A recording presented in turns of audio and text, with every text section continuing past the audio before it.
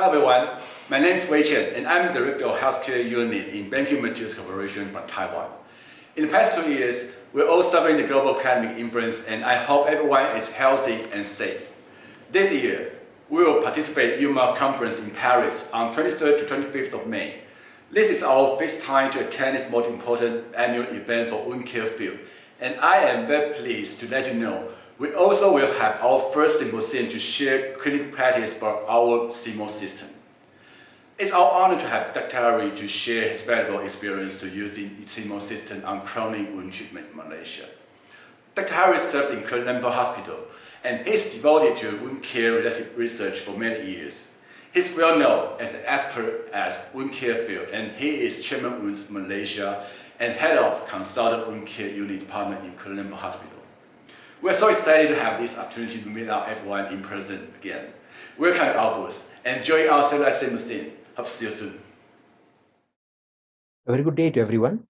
I would like to take this opportunity to thank the organizers for inviting me to actually give a lecture on single-use negative pressure wound therapy. Now, when we looked at the time concept and revisited time concept in 2017 again, one of the things that we actually looked at was the usage of negative pressure wound therapy. Now, in terms of chronic wounds, there's a lot of modalities that are actually being used and propagated by the various industrial partners and also by the various professionals all over the world. Now, one of the things that I want to add basically is the usage of single-use negative pressure wound therapy is very important. And we have a novel device coming all the way from Taiwan, from BenQ.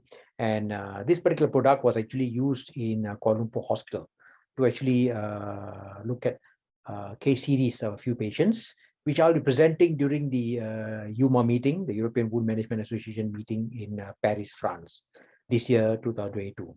It is a pleasure, actually, what you call this, that after the pandemic or once the pandemic has started to become more endemic now, that we're actually able to meet to actually talk about different modalities. Now, during the COVID-19 pandemic, what it taught us was basically to actually have modalities where the patient can be managed at home.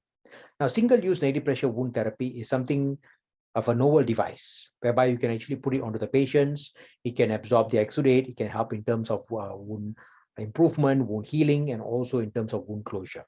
Now, current studies have also shown that negative pressure wound therapy, especially the single-use negative pressure wound therapy, has been effective in producing better granulation tissue, faster closure, and more effective than even normal negative pressure wound therapy.